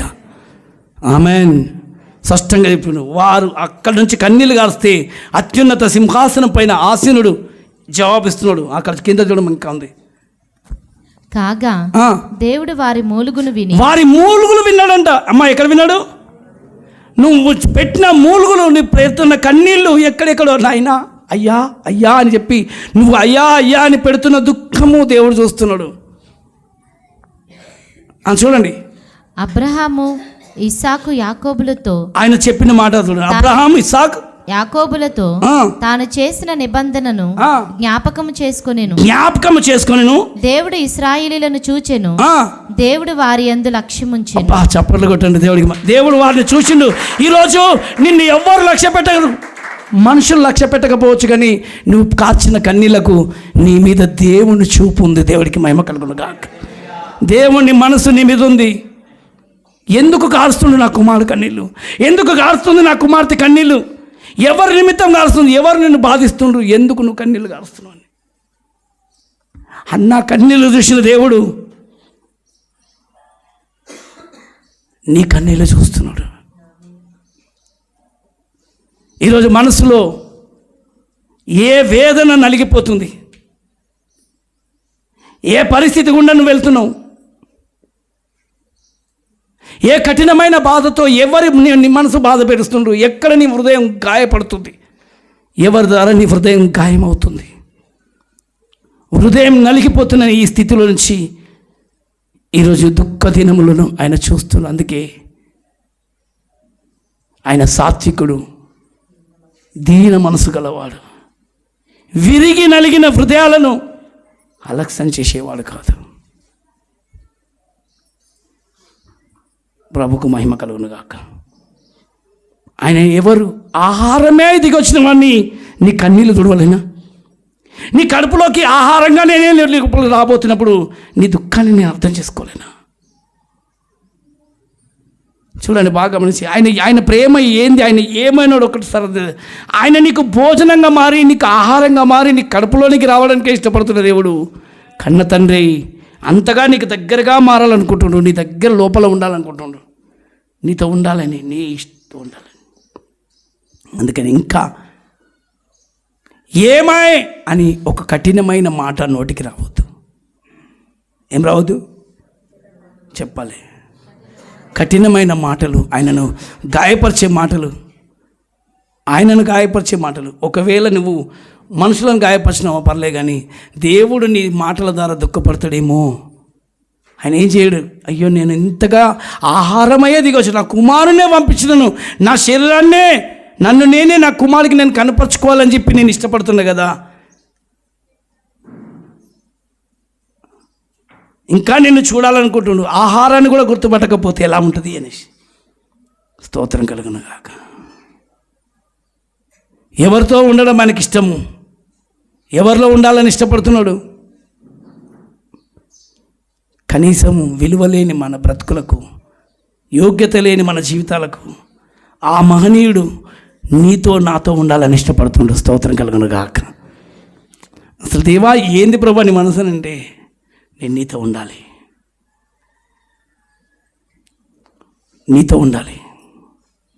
నీతో కలిసి నేను నడవాలి. స్తోత్రం కలుగును గాక. నువ్వేమైనావో ఎట్లయినావో అది కాదు నీ జీవితాన్ని. అందుకని నేను పాపిని ప్రభువా అని అన్నాడు. అయితే ఏమైంది? నాకు నువ్వు కావాలి, నేను నా కుమారుడివే. నేను ఘోరమైన మూర్ఖుని ప్రభువా, నన్ను వదిలిపో ప్రభువా అని అన్నాడు పేతురు. కానీ నాకు నువ్వు కావాలి. స్తోత్రం కలుగును గాక. నాకు వద్దు ప్రభా, నా దగ్గర నువ్వు ఉండడానికి అర్హుని నేను కాను, నాకు నువ్వు దూరం వెళ్ళిపో అని నువ్వు వెమ్మంటే నేను వెళ్ళను. నా తండ్రి నిన్ను కన్నాడు. స్తోత్రం కలుగును గాక.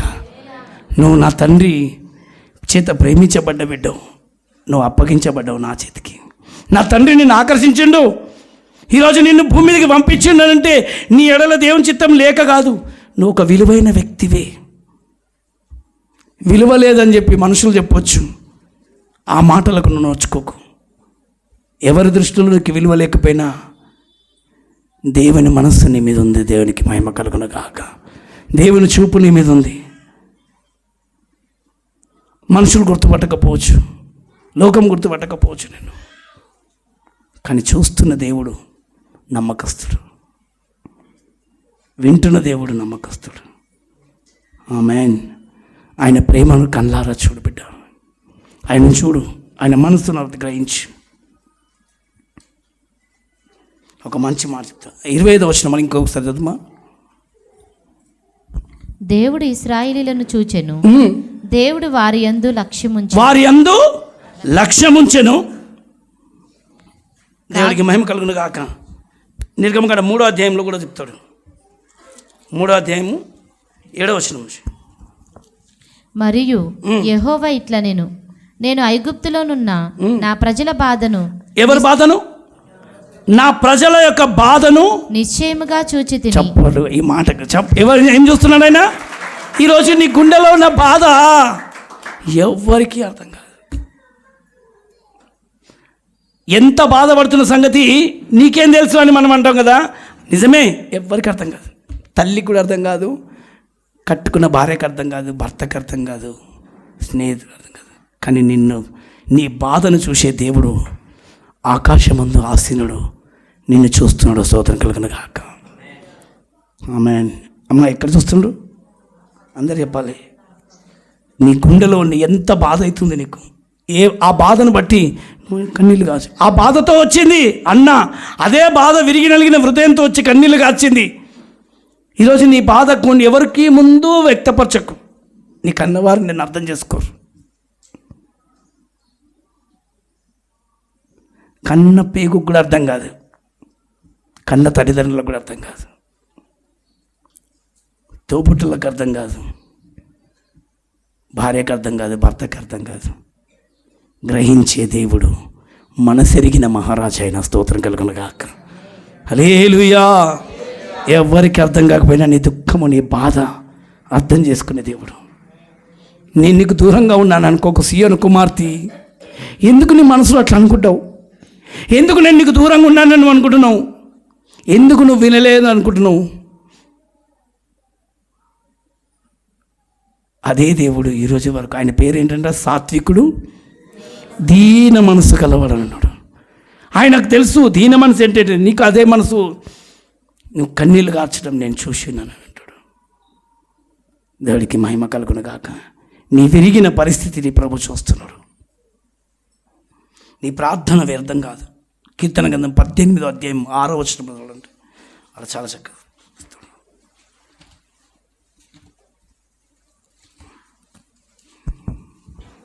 నా శ్రమలో నేను యెహోవాకు మొరపెట్టి. ఈ శ్రమలో వచ్చినప్పుడు దావీదు ఎవరికి మొరపెట్టిండు? అమ్మా, నీకు శ్రమ వచ్చింది, నీ బాధను గ్రహించగలిగిన దేవునికే నువ్వు మొరపెట్టాలి. దేవుడికి మహిమ కలుగును గాక. నా శ్రమలో నేను యెహోవాకు మొరపెట్టి తిని నా దేవునికి ప్రార్థన చేసి తిని. అందుకని ప్రార్థన చేస్తూ రావాలి. నా దేవునికి నేను ప్రార్థన చేస్తే ఆయన తన ఆలయములో ఆలకించి. ఎక్కడ ఆలకించిండా? తన ఆలయములో ఆలకించి నా ప్రార్థనను అంగీకరించి. ఆమేన్. ఖచ్చితంగా ప్రార్థన ఆలకించే దేవుడు.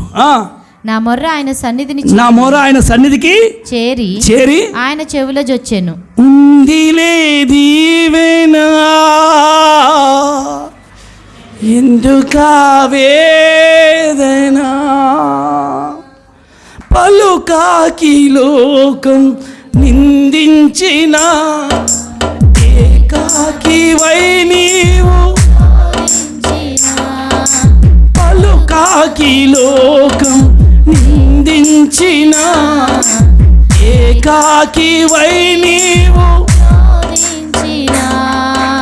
అవమాన పర్వాలు ముగిసేనులే ఆనంద గీతాలు ఆయన నీతోనే అంటున్నావు నవ్వినోళ్ళంత నీ ముందు తలలు వంచేరు ఇక ముందు నవ్వినోళ్ళంత నీ ముందు తలలు వంచేరు ఇక మెన్ మెన్ ఉంగిలేదివేనా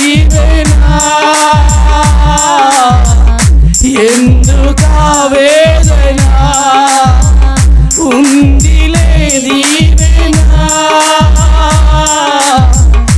ఎందుకా వేదన ఎక్కడో కాచి ముందో ఎక్కడ వరకు నీ దుఃఖ దినములు నీ భారాన్ని ప్రభు చూస్తున్నాడు. ఈరోజు నీ ముందు పెట్టబడిన రక్తము శరీరము ఎవరి కొరకు వస్తున్నావయ్యానంటే ఒక తల్లి ఆదరించినట్టుగా నిత్యము నేను నీతో ఉండబోతున్నాను, నేను నీతో ఉంటాను, నేను నీలో ఉంటాను. దేవుడికి మహిమ కలుగును గాక. నీ కన్నీళ్ళు ఆయన సన్నిధికి చేరండి. అందుకే దావీదు తన మనసు దేవుని మనసు ఎరిగినవాడంట. అందుకే దావీదు చూసేమన్నాడు, అతడు నా మనసు ఎరిగినవాడు. ఎందుకు? కష్టం వచ్చినప్పుడు అమ్మ దగ్గరికి పోయి ఏడవలే, నాన్న దగ్గరికి పోయి ఏడవలే, కన్నవాళ్ళే ఇసిరి పాడేస్తే అడవిలో పడ్డాడు. అడవిలోకి వచ్చేనా ఎవరికి మొర పెట్టుకోవాలి? నా అమ్మ ఇట్లా చేసింది, మా నాయన ఇట్లా చేసింది అని అంటలేడు. దేవా నాకు కష్టం వచ్చింది, ఈ కష్టం నువ్వు తప్ప ఎవరు అర్థం చేసుకోరయ్యా, ఈ దుఃఖం నాకు నువ్వు తప్ప ఎవరు అర్థం చేసుకోరయ్యా అని నా శ్రమలో నా కష్టంలలో నేను యెహోవాకు మొరపెట్టిన. ఆయన నా మొర విన్నాడు, నా ప్రార్థన ఆలకించాడు, తన ఆలయంలో విన్నాడు. ఈరోజు నీకున్న బాధను నీకున్న వేదనను ఎవరో వింటలేరని బాధపడకు బిడ్డ, నువ్వు దేవుని ప్రార్థన దేవుడు వింటున్నాడు. ఎవరో గ్రహిస్తలేరని ఏడవకు.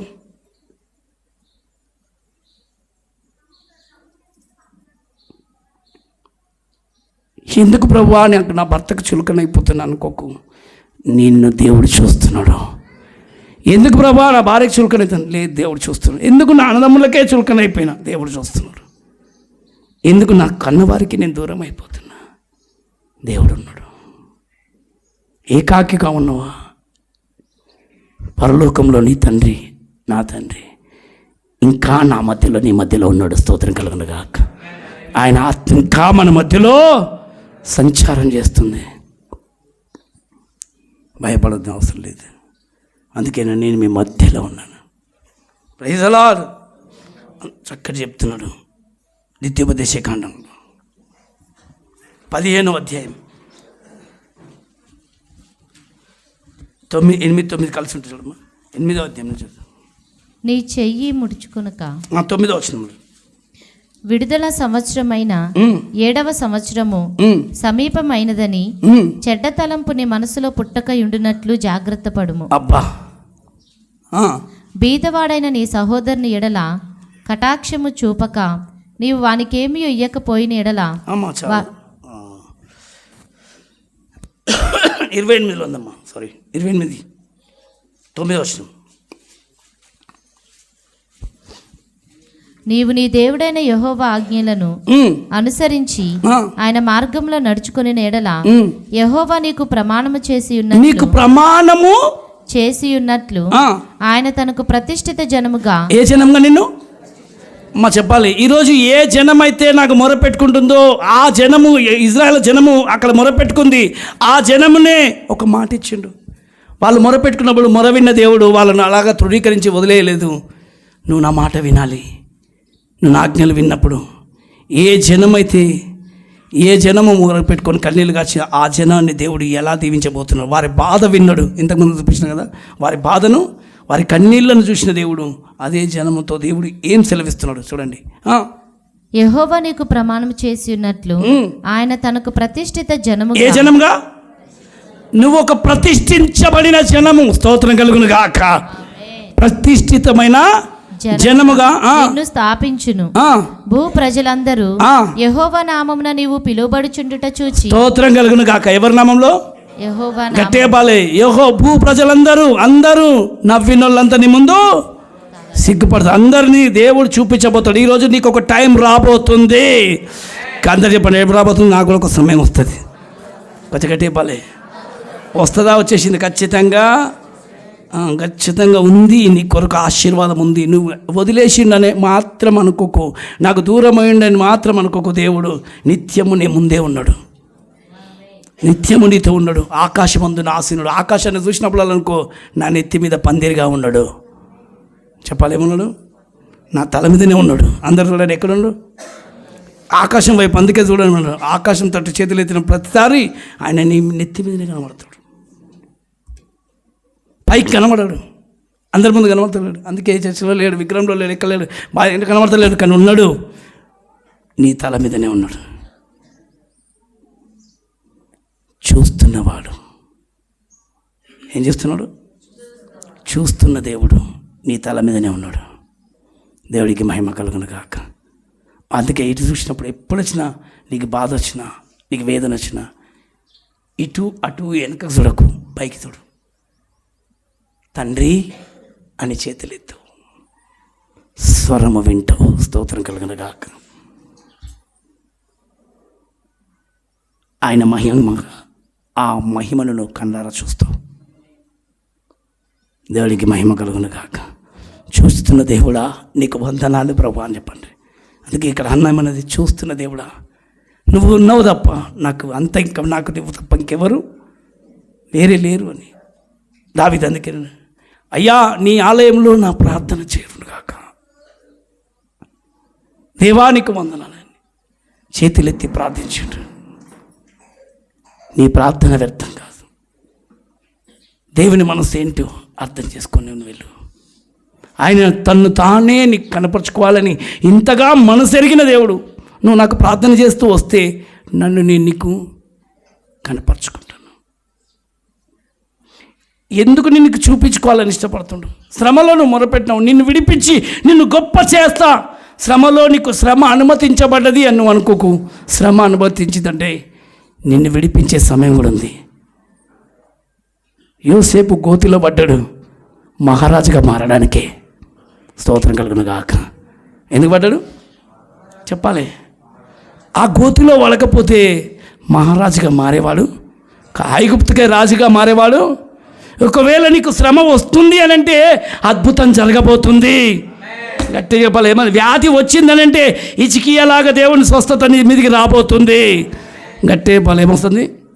హిజ్కియా కన్నీళ్ళు కార్చిండు. ఒకవేళ అదే కన్నీళ్ళు కార్చకుండా దేవునికి మొరపెట్టుకోకుండా అట్లే పోయేవాడు కావచ్చు. కానీ 15 సంవత్సరాల ఆయుష్ ఎందుకు పెరిగింది? ఈరోజు మహిమకరంగా మారింది.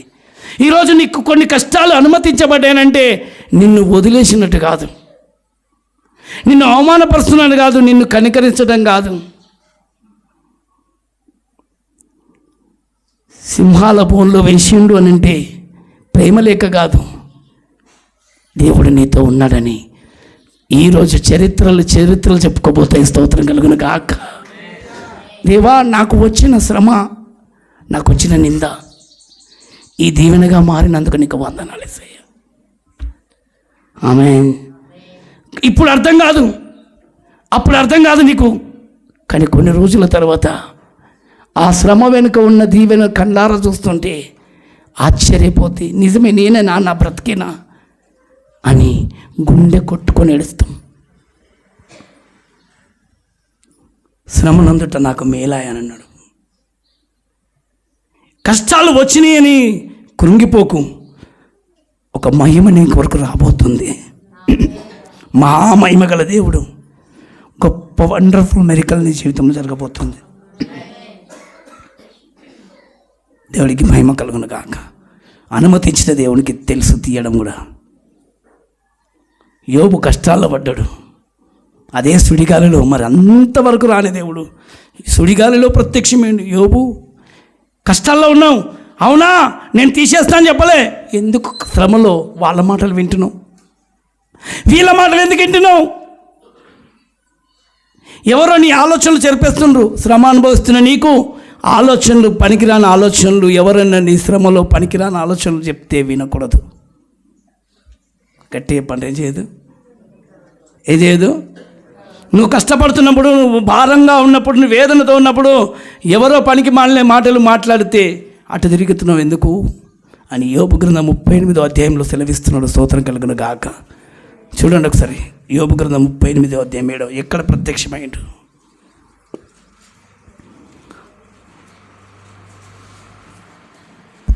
అప్పుడు యెహోవా సుడిగాలిలో నుండి ఈలాగున యోబునకు ప్రత్యుత్తరం. ఎక్కడి నుంచి మాట్లాడిండైనా గట్టిగా పాలే. అదే డైరెక్ట్ ఒక రూపం ఇచ్చో కాదు, సుడి గాలిలో, అగ్నిలో నుండి దర్శనమిచ్చిండు. ఇలాగ గాలిలో నుంచి ప్రభు మాట్లాడుతుండ్రు. సుడి గాలి నుంచి యెహోవా యోబుతో ఇలాగ ప్రత్యుత్తరం ఇచ్చాడు, జ్ఞానం లేని మాటలు చెప్పి. అమ్మా, నువ్వు ఈరోజు పాపం అన్నీ పోయినాయా? కొడుకులు చచ్చిపోయిండు, కుమార్తె పోయింది, ఇల్లు పోయింది, ఆస్తి పోయింది, పేరు పోయింది, భార్య పోయింది, అన్ని పోయినా ఎందుకు దేవుడు మౌనంగా ఉన్నాడు అనేసి అందరూ అనుకుంటున్నారు. దేవుడు వదిలేసి ఎందుకు మౌనంగా వేస్తున్నాడు నాకు అర్థమైతే లేదు. ఎందుకింత మౌనము? ఎందుకింత రోగం వస్తున్నా మౌనంగా ఉన్నాడు? ఎందుకింత నాకు ఏం లేకపోయినా మౌనంగా ఉన్నాడు దేవుడు? నాతో ఎందుకు మాట్లాడతలేడు అనేసి కన్నీళ్ళు గారుస్తున్నాడు. ఆ టైంలో పనికిరాని మాటలు కొంతమంది వచ్చి దేవుడు నేను ఇట్లా చేసిండు, దేవుడు ఇట్లా చేసిండు, దేవుడు ఇట్లా చేయమన్నప్పుడు అవునే కదా అని చెప్పి అటు తిరుగుతున్నప్పుడు వెంటనే బుద్ధి లేని మాటలు చెప్తున్న వాళ్ళు ఎవరు? చూడండి అక్కడ ఏమంటుండొచ్చి, జ్ఞానం లేని మాటలు చెప్పి, జ్ఞానం లేని మాటలను చెప్పి ఆలోచనను చెరుపు. మంచి ఆలోచనలు నీకున్నాయి, ఎందుకంటే నువ్వు యథార్థమైన హృదయంతో నా తట్టే చూస్తున్నావు. నువ్వు నా తట్టు చూస్తున్న నీ హృదయాన్ని తిప్పుతున్న వాళ్ళు ఎవరు? పౌరుషము తెచ్చుకొని, ఇప్పటికైనా నువ్వేం తెచ్చుకొని? పౌరుషము తెచ్చుకొని నడుము కట్టుకొని నిలబడు. నీ నడుము బిగించుకొనుము. నేను నీకు ప్రశ్న చాలమ్మా. బుద్ధి లేని మాటలు చెప్తున్న వాళ్ళు ఎవరు? ఏమంటుండు? అందుకని ఎవరి మాట వినదు. అందుకే ఎప్పటిదాకా చెప్పిన ఎవరి గురించో కనిపెట్టకు. ఎవరో నీకు పనికి మాలిన ఆలోచనలు ఇస్తారు. ఎవరి గురించి నీ శ్రమలో ఎవరి ఆలోచనలు వినడానికి ప్రయత్నించడం కంటే నువ్వేం చెప్తావు అదే నేను వింటాను. నీ ప్రార్థన వినకుండా కాదు, చూస్తున్నాడు. ఐగుప్తులో వారి మొర విని వాళ్ళ బాధ నేను చూసినా అని చెప్పి ఎవరితో చెప్తున్నాడు? వాళ్ళకి చెప్తలేడు, మోషేతో చెప్తున్నాడు. నేను నా ప్రజల బాధ చూసిన. నువ్వు వెళ్ళాలి, ఆయన కనిపించవచ్చు. నేను కనిపించిన తన కొన్ని సంవత్సరాల తర్వాత విన్నాడు, మొర విన్నాడు. మొరకు తగినట్టుగా దేవుడు జవాబిస్తున్నాడు. స్తోత్రం కలుగును గాక. ఆమెన్. ఖచ్చితంగా విడిపించే సమయం వస్తుంది. విడిపించేటప్పుడు ఎవరు కనబడతలేరు. ఎట్లా విడిపించే వ్యక్తిని కూడా అందరు వాళ్ళు గుర్తుపట్టలేని స్థితిలో ఉన్న. అందుకే అన్నాడు, దారి చూపించే రాళ్ళను నిలబెట్టండి అన్నాడు. స్తోత్రం కలుగును గాక. ఆ మాట కొన్నిసార్లు బాగుంటుంది. ఏ మాటలు? దారి చూపించే రాళ్ళను నిలబెట్టుకోవాలంట. దేవుడికి మహిమ కలుగును గాక.